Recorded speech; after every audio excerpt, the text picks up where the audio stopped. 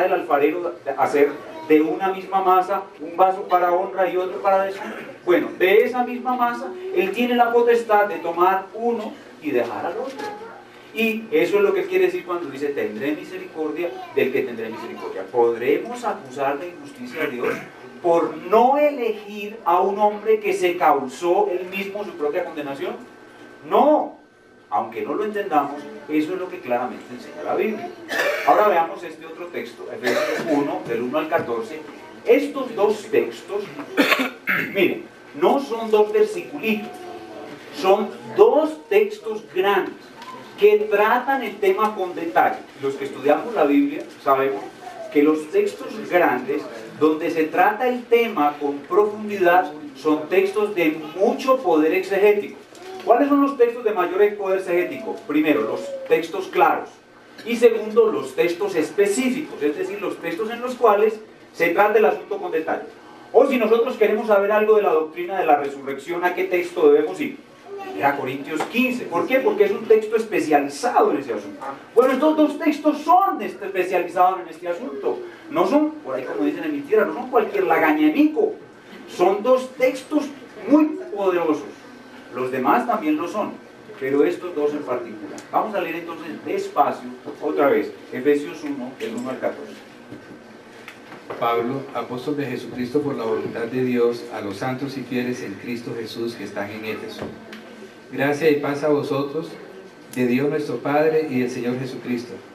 Bendito sea el Dios y Padre nuestro Señor Jesucristo, que nos bendijo con toda bendición espiritual en los lugares celestiales en Cristo, según nos escogió en Él antes de la fundación del mundo, para que fuésemos santos y sin mancha delante de Él en amor, habiéndonos predestinado para ser adoptados hijos suyos por medio de Jesucristo, según el puro afecto de su voluntad, para alabanza de la gloria de su gracia, con la cual nos hizo aceptos en el amado, en quien tenemos redención por su sangre, el perdón de pecados según las riquezas de su gracia, que hizo sobreabundar para con nosotros en toda sabiduría e inteligencia, dándonos a conocer el misterio de su voluntad, según su beneplácito, el cual se había propuesto en sí mismo, de reunir todas las cosas en Cristo, en la dispensación del cumplimiento de los tiempos, así las que están en los cielos como las que están en la tierra.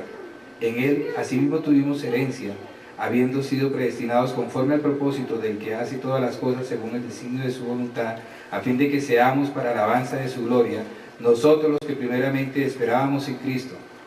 En Él también, vosotros habiendo oído la palabra de verdad, el evangelio de vuestra salvación, y habiendo creído en Él, fuisteis sellados con el Espíritu Santo de la promesa, que es en las arras de nuestra herencia hasta la redención de la posesión adquirida para alabanza de su gloria.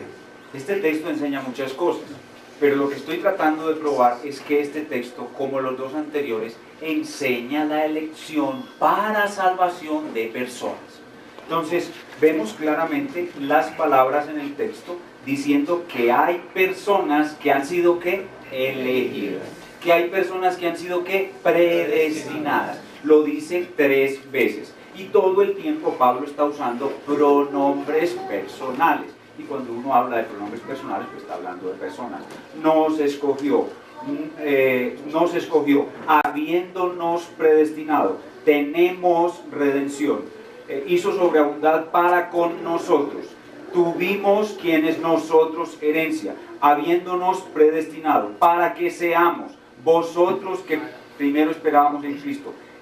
Él es el Espíritu es las arras de nuestra, ese nos, ese habiéndonos escogido, predestinado, se refiere a personas. Entonces, no hay posibilidad de interpretar este texto de otra manera.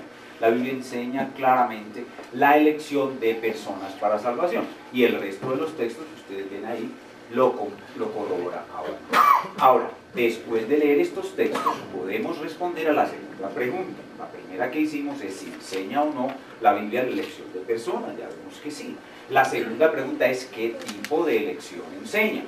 Y podemos concluir del análisis de estos textos es que es una elección incondicional. Eso significa que en la criatura que es elegida no hay ninguna condición favorable que mueva al que elige a producir esa elección. Al contrario, estábamos en un estado de depravación total.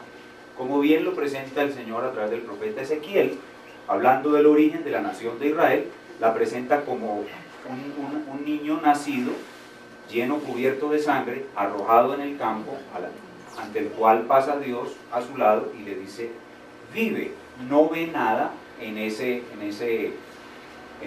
niño abandonado en el suelo, contaminado, no ve nada sino muerte y contaminación, y pasa a su lado y le dice, vive. Lo elige de una manera incondicional, de una masa depravada que no le provocaba a él sino náusea.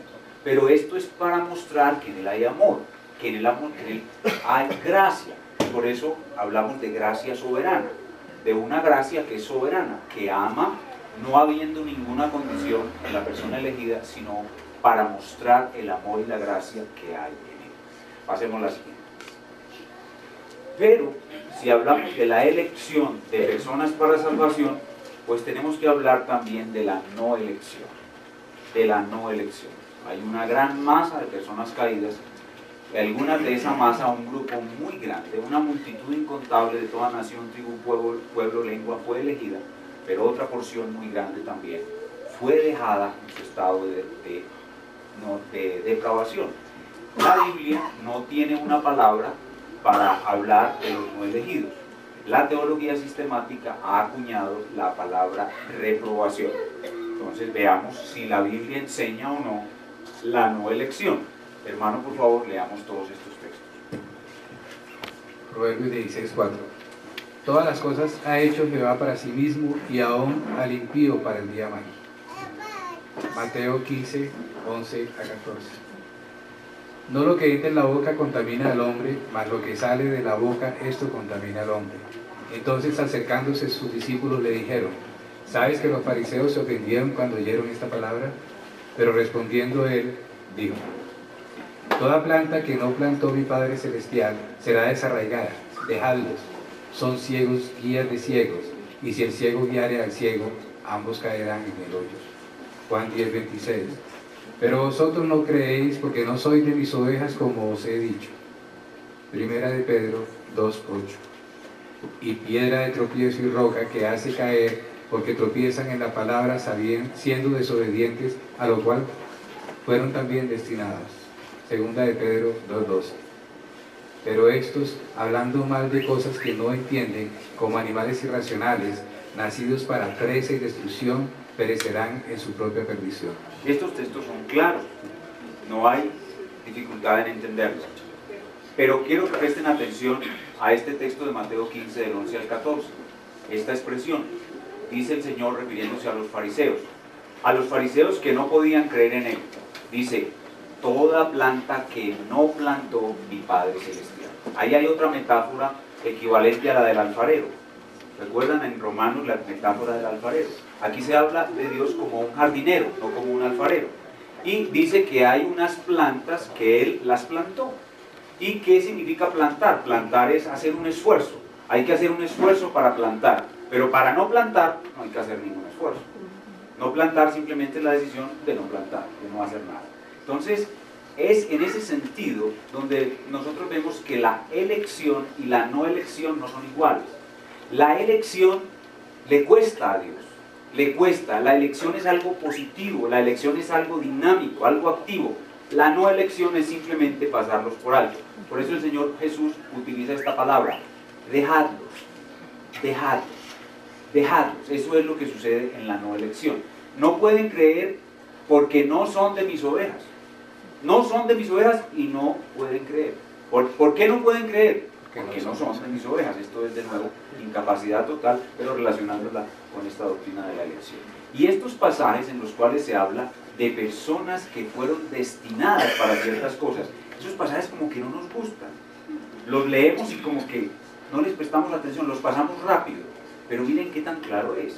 Hay personas que fueron destinadas para esa condenación. Pasemos la siguiente.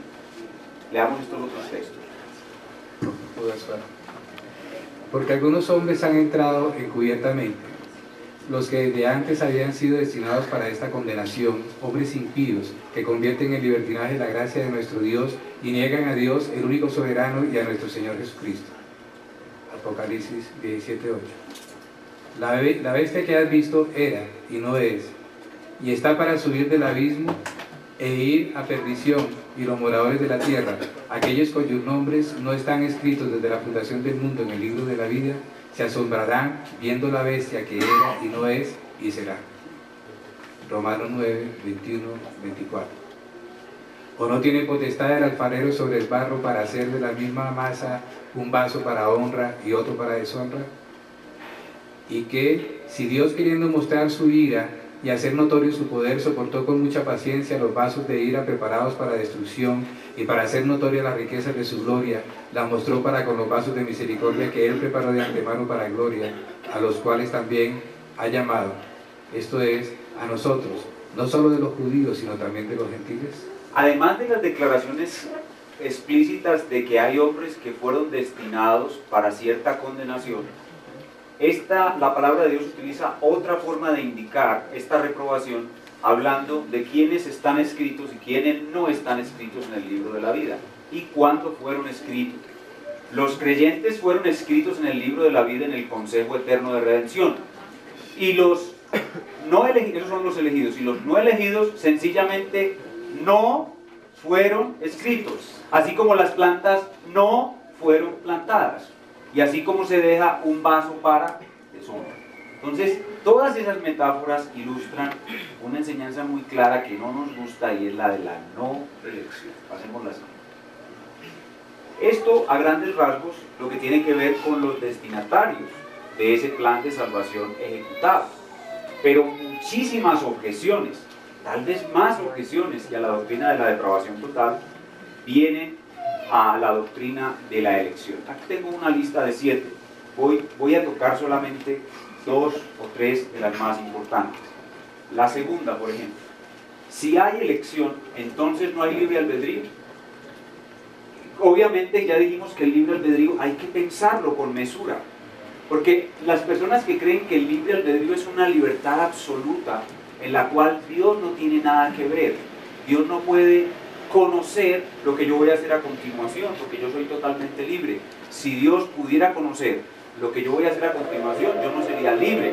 Pero que dice la Escritura, que aún la palabra no está en mi boca y Él ya la sabe.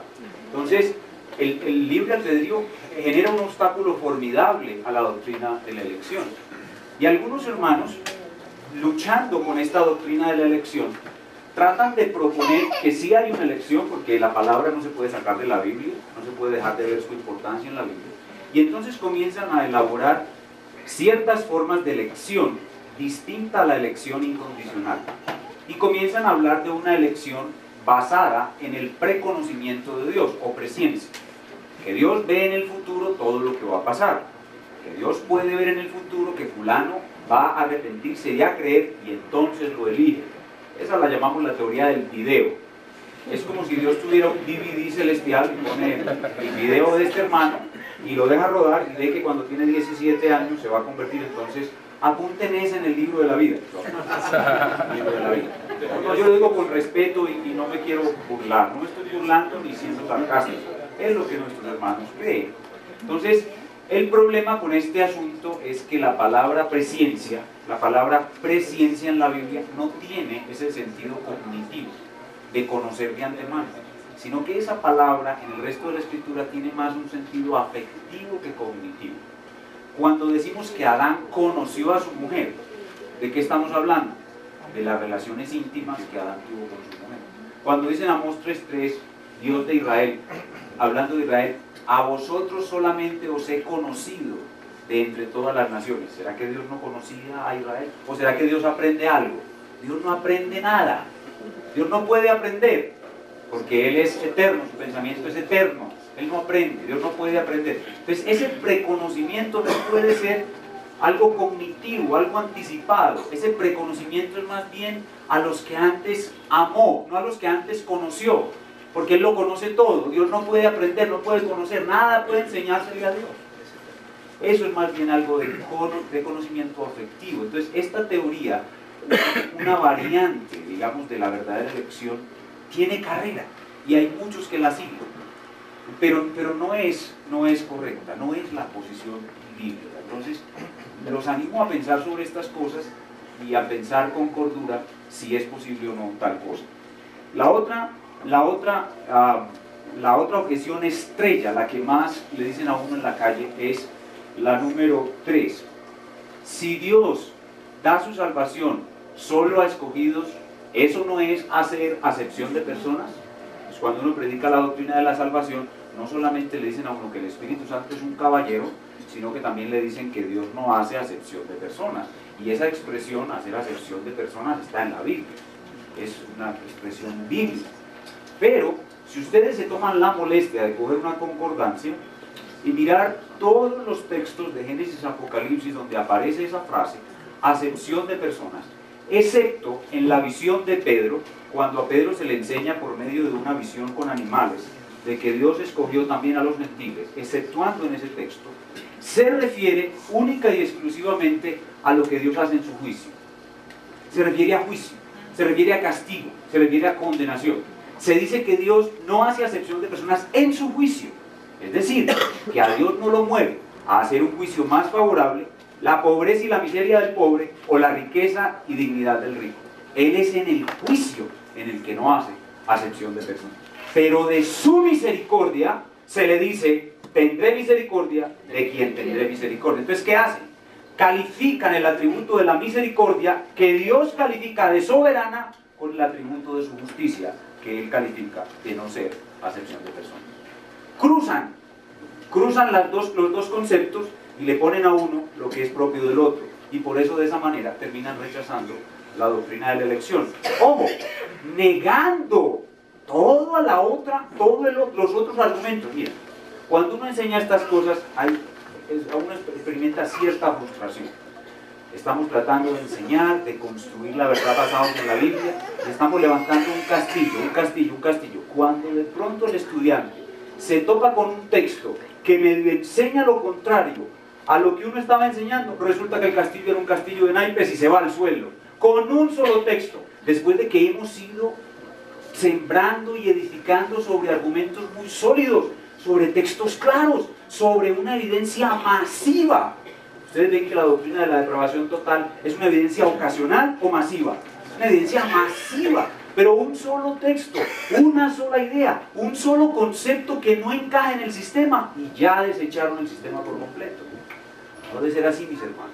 Debemos examinar lo oscuro, lo difícil, a la luz de lo claro y contundente, y no al revés, como vamos a ver en otras objeciones, en otras doctrinas. La objeción número... ¿cuál es la otra que iba? Bueno, yo creo que con esas dos, hacer acepción de personas. Bueno, la sexta. Esta es una de las más fuertes. Entonces, si hay elección, Dios no es sincero al ofrecer la salvación de todos, la salvación a todos, si Él sabe que solo se salvan los escogidos. Esa es una objeción muy fuerte. Entonces dicen nuestros hermanos que no somos sinceros cuando vamos y le decimos a cualquier ser humano que Dios lo está llamando a salvación, que esa oferta no es sincera porque esa salvación es preparada solo para los escogidos. Y aquí a donde tenemos que volver es a entender que Dios es Dios y que su mente es infinita y que su corazón, que su ser es infinito y que nosotros no tenemos por qué entender todo lo que es Dios y todo lo que sucede en Dios. Por ejemplo, Dios tiene dos clases de amor. Dios tiene un amor general con el cual ama toda su creación y le da beneficios a través de la ya mencionada gracia común. Ese amor general, y hay un amor especial. Ese amor especial es para su iglesia. Entonces, si hay dos amores en Dios, ¿por qué no pueden haber dos voluntades en Dios?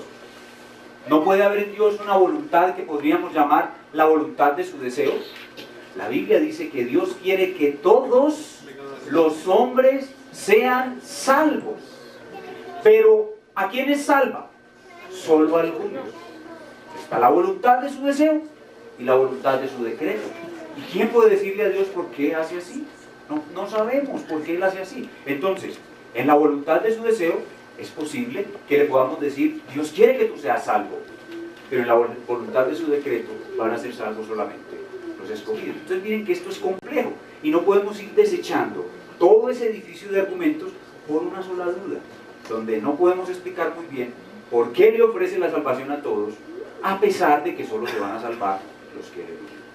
Esto es complicado y debemos darle mente después y aclararlo mucho, pero lo que quiero ahora es poner sobre el tapete las objeciones para que estemos familiarizados con ella y luego Dios nos dé más claridad sobre eso.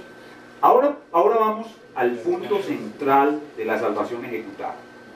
Lo primero es sobre quiénes se va a ejecutar la salvación. Ahora cómo, que eso es lo más importante. Pasemos lo siguiente. Es un león que es como un cordero y un cordero que es como un león.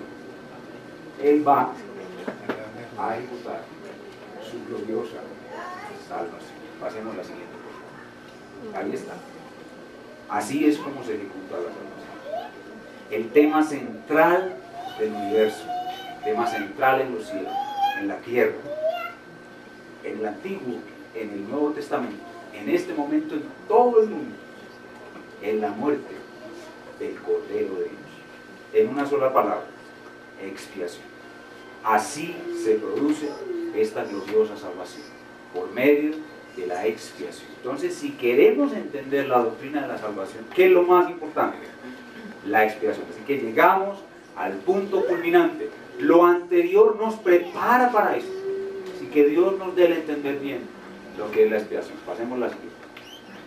El pacto nuevo, entonces, se realiza, la salvación se realiza por medio de la expiación en Cristo. Su muerte es el evento central de toda la historia, del cosmos, del universo, de todo. Por eso es que la Biblia no se detiene en detalles a hablar sobre la infancia y la adolescencia del Señor Jesús, porque eso no es lo más importante. Lo más importante es su muerte. Comencemos hablando sobre la fuente de la expiación. Veamos Efesios 1:5 otra vez. En amor habiéndonos predestinado para ser adoptados hijos suyos por medio de Jesucristo, según el puro afecto de su voluntad. La fuente de la expiación es el amor de Dios. Es un amor soberano. El amor fue lo que motivó a Dios a salvar. Y dentro del amor, Dios manifiesta su gracia. De tal manera amó Dios al mundo. Esa fue la motivación, la fuente de la expiación, el amor. Ahora veamos la necesidad de la expiación. Veamos Hebreos 9:22. Y casi todo es purificado según la ley con sangre, y sin derramamiento de sangre no se hace remisión. Durante la historia de la doctrina de salvación, hubo serias discusiones acerca de si Dios pudo haber salvado la humanidad de otra manera que no fuera la expiación. Repito la pregunta. ¿Pudo haber salvado Dios al hombre o a los que salvó de otra manera diferente a la expiación? Gloria a Dios a los que dijeron que no. Pero en la historia de la iglesia, algunos piensan que sí. Algunos piensan que la salvación, que la expiación no es absolutamente necesaria, que Dios pudo haber salvado de otra manera. Pero si nosotros miramos la naturaleza de Dios, sus atributos, su santo ser, vamos a dar cuenta de que su santo ser exige que haya satisfacción de su justicia. Exige. Dios no puede simplemente perdonar sin satisfacer su justicia. Entonces la expiación es absolutamente necesaria. Hubo algunos teólogos que pensaban diferente, incluso algunos de renombre como Abelardo, de hecho en la historia de la iglesia hubo varios, hasta antes de uno muy destacado que se llama Anselmo, en el siglo XI, Anselmo de Canterbury. Él es el que primero enfoca la necesidad de la expiación correctamente. Él lo hace en la gloria de Dios, en el honor de Dios. Los reformadores luego lo enfocan mucho mejor en la justicia de Dios, en los atributos del carácter santo de Dios. Pero fue Anselmo el que habló de la necesidad de la expiación. Hebreos 9:22 es muy claro. Pero también en Mateo 26:39 tenemos que considerar el silencio de Getsemaní. ¿Qué tenemos en el silencio de Getsemaní? Una triple pregunta. Padre, si es posible, pasa de mí esta copa. Tercera vez, ¿cuál fue la divina respuesta? No es posible. Solamente así. el hombre puede ser salvado. La expiación debe ser vista como algo absolutamente necesario. Ahora nos falta definir la expiación. ¿Qué es la expiación? Bueno, estamos entonces tenemos que volver a la salvación revelada. Para poder entender la expiación, tenemos que volver a la salvación revelada, tenemos que volver a los pactos. Recuerden que el grueso de la revelación estaba en los pactos. Entonces comenzamos a definir la expiación cuando Dios mata el primer animal para cubrir a Adán y Eva. Ahí comienza a definir la expiación. Luego, cuando Abel ofrece su primer sacrificio, Abel ya entendía, Abel ya la entendía, Abel entendía la expiación. Luego los patriarcas, ¿qué vemos en los patriarcas? Patriarcas haciendo altares para acercarse a Dios solamente por medio de la expiación. Y luego viene el grueso, la parte de la revelación sobre la expiación más nutritiva, más abundante, y es el pacto mosaico. En el pacto mosaico se revela la expiación como en ninguna otra parte, por medio de tipos. Tenemos entonces en Levítico capítulo 16 un día especial en el que los israelitas pensaban sobre esto, el gran día de la expiación. En el sistema sacrificial está descrita, enseñada la expiación. Ustedes recuerdan cómo se hacían los sacrificios. Se colocaba un animal como un sustituto del pecador. No era cualquier animal, era el animal elegido por Dios. En segundo lugar, el pecador imponía sus manos sobre el animal, ¿haciendo qué? Transmitiendo la culpa. Luego, el animal recibe la muerte, en lugar del pecador, y de esa manera quita la culpa. Y es muy particular en Levítico 16 los dos machos cabríos. ¿Recuerdan los dos machos cabríos? El uno era sacrificado y el otro era dejado ir libre al desierto, significando que los pecados del pueblo se habían ido de la vista del Señor. Eso es expiación. Entonces, cuando comenzamos a articular todo eso, comenzamos a entender esta doctrina capital. Pero en el Nuevo Testamento aparece en forma clara lo que en el Antiguo aparece en forma de símbolos y figuras. Ahora, el profeta Isaías en Isaías 53 da una definición clara de expiación. Ahorita la vamos a ver. Pero veamos Romanos capítulo 3, 21 al 26, una definición neotestamentaria de expiación. Veamos por favor, hermano. Pero ahora, aparte de la ley, se ha manifestado la justicia de Dios testificada por la ley y por los profetas. La justicia de Dios por medio de la fe en Jesucristo para todos los que creen en Él.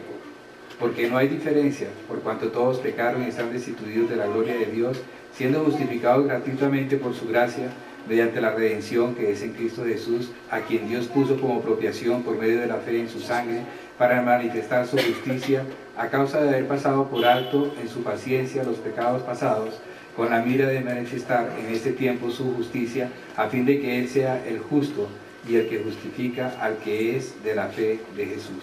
La expiación es un asunto que tiene que ver con la justicia de Dios. Es un asunto que tiene que ver con la justicia de Dios. Y nuestro texto coloca de nuevo al hombre en un estado de depravación universal. Dice, por cuanto no hay diferencia, por cuanto todos pecaron.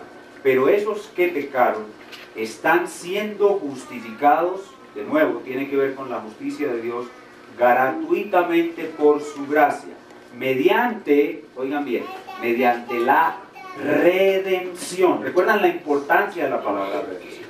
Mediante la redención que es en el sacrificio del Cordero, el sacrificio vicario o sustitutivo del Cordero, a quien Dios puso como propiciación. Y esa palabra propiciación significa quitar la ira de Dios. Dios puso al Cordero para quitar la ira de Dios a fin de manifestar que su justicia había pasado por alto los pecados pasados. Y el mundo estaba pensando, ¿será que Dios sí es justo? ¿Será que Dios puede pasar los pecados por altos para siempre? Así sencillamente, no. Tiene que haber propiciación, tiene que haber redención, tiene que haber el pago satisfactorio suficiente a la justicia de Dios. Y esa es la definición de expiación. Expiación es la muerte sustitutiva o vicaria que cancela la deuda penal. Justicia es algo que tiene que ver con lo penal. Cancela la deuda penal que el pecador tiene con la ley de Dios, con la justicia de Dios. Entonces, eso es expiación. Ya entendemos la fuente, ya entendemos la necesidad, ya entendemos la definición de lo más importante en soteriología. Pero ahora debemos ir más allá. Y este es un punto de debate más importante que el debate de la depravación con el libre albedrío, más importante que el debate de la elección con la acepción de personas, es el debate de la eficacia de la expiación. El debate de la eficacia de la expiación. ¿Fue el sacrificio de Cristo un sacrificio eficaz? ¿Sí o no? Vamos a verlo en la Escritura. Ustedes ahora dicen amén, pero después cuando leen un textico por allí que medio los confunde, ya no, el amén no es tan contundente. Entonces vamos a leer más bien la Escritura. Vamos a leer la Escritura y vamos a convencernos por el Espíritu y la Escritura. Entonces, la eficacia de la expiación, la Biblia la enseña desde diferentes frentes. La eficacia de la expiación es enseñada a partir, primero, de la naturaleza de Dios. Leamos Isaías 46, del 9 al 8. Acordaos de las cosas pasadas desde los tiempos antiguos, porque yo soy Dios y no hay otro Dios, y nada hay semejante a mí, que anuncio lo por venir desde el principio y desde la antigüedad, lo que aún no era hecho, que digo. Mi consejo permanecerá, y haré todo lo que quiero, que llamo desde el oriente al ave, y de tierra lejana al varón de mi consejo. Yo hablé y lo haré venir, lo he pensado y también lo haré. Piensen en esto. ¿Qué dice Dios? Mi consejo permanecerá. Lo que decretamos en la Trinidad permanecerá. Haré lo que quiero. Llamo desde el oriente al ave y ella viene.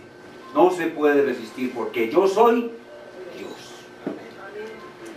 Es su naturaleza suficiente para mostrarnos que su obra de expiación tiene que ser eficaz. De lo contrario, Él no sería glorioso, ni perfecto, ni digno de adoración. Amén. Pero no solamente su naturaleza nos muestra que la expiación es eficaz, sus promesas. La promesa de Génesis 3:15 ya vimos, es una promesa de victoria, no tenemos nada que discutir, pero hay promesas derivadas de esa que son muy específicas, que muestran claramente que la obra de expiación iba necesariamente a producir resultados esperados, lo cual nos habla de una obra de expiación eficaz. Veamos, por ejemplo, Ezequiel 36:25, y aquí estamos viendo la expiación desde la perspectiva de las promesas de Dios. Veamos. Y pondré entre vosotros mi espíritu, y haré que andéis en mis estatutos y guardéis mis preceptos y los pongáis por obra. ¿Qué dice Dios? Pondré. No dice, no, vamos a esperar a que el libre albedrío de fulano nos permita hacer una obra en él. Pondré mi espíritu, y eso es que una promesa. Haré que andéis en mis estatutos y guardéis mis preceptos y los pongáis por obra. Sus problemas son taxativas, sus promesas son taxativas, determinantes, irrefutables. Son hechos que van a ocurrir, como por ejemplo Romanos 8, 29 y 30 que todos conocemos y que no es necesario que leamos. A los que antes conoció, los predestinó. A los que predestinó llamó. A los que llamó justificó, y a los que justificó glorificó. Ahorita vamos a ver eso, eso es el ordo salutis, la cadena de oro de la salvación. ¿Pero qué? Esos verbos todos están en pasado, y ya ocurrieron las cosas que ahí están diciéndose. No han ocurrido, sin embargo Dios las tiene como realizadas ya. Eso es una forma de argumentar y de probar que la expiación es algo eficaz. Ahora, no lo veamos solamente desde la naturaleza de Dios, no lo veamos solamente desde sus promesas, ni desde su decreto, como dice aquí, los que predestinó. Veámoslo desde la perspectiva profética. Leamos este texto profético, Isaías 53, 10, 11, por favor. Con todo eso Jehová quiso quebrantarlo, sujetándole a padecimiento. Cuando haya puesto su vida en expiación por el pecado, verá linaje, vivirá por largos días, y la voluntad de Jehová será en su mano prosperada. Verá el fruto de la aflicción de su alma y quedará satisfecho. Por su conocimiento justificará mi siervo justo a muchos, y llevará las iniquidades de ellos.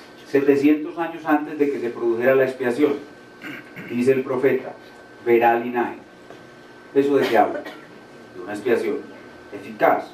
Luego dice, la voluntad de Jehová será en su mano prosperada. ¿Eso es qué? Eficacia. Dice, verá el fruto de la aflicción de su alma. Eficacia. quedará satisfecho, eficaz.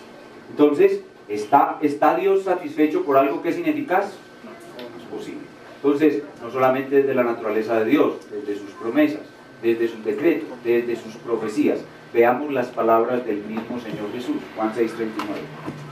Y esta es la voluntad del Padre que me envió, que todo lo que me diere no pierda yo nada, sino que lo resucite en el día postrero. El mismo Señor Jesucristo pensaba que su obra iba a ser eficaz. Pero no solamente él, sino sus discípulos. Bueno, incluso hasta los ángeles. Veamos Mateo 1:21. Y dará a luz un hijo, y llamará su nombre Jesús, porque él salvará a su pueblo de sus pecados. Él salvará. Él salvará. El ángel creía en una expiación eficaz. Ahora sus discípulos, el autor de Hebreos, en varias ocasiones. Veamos estos tres textos, 4 textos, seguidos por favor, de Hebreos 5 a Hebreos 5:9. Y habiendo sido perfeccionado, vino a ser autor de eterna salvación para todos los que le obedecen. Hebreos 7:25. Por lo cual puede también salvar perpetuamente a los que por él se acercan a Dios, viviendo siempre para interceder por ellos. Hebreos 9:26. De otra manera le hubiera sido necesario padecer muchas veces desde el principio del mundo, pero ahora, en la consumación de los siglos, se presentó una vez para siempre por el sacrificio de sí mismo para quitar de en medio el pecado. Hebreos 10:14. Porque con una sola ofrenda hizo perfectos para siempre a los santificados. Observen estas expresiones. Cristo es autor de eterna salvación. Puede salvar perpetuamente a los que creen. Una vez hizo perfectos, se presentó una vez para siempre, para quitar de en medio el pecado, y con una sola ofrenda hizo perfectos para siempre a los santificados. ¿Es un lenguaje de eficacia o de ineficacia? Es un lenguaje de eficacia. Ahora veamos, hablando de la victoria que él obtendría. Isaías 54:17.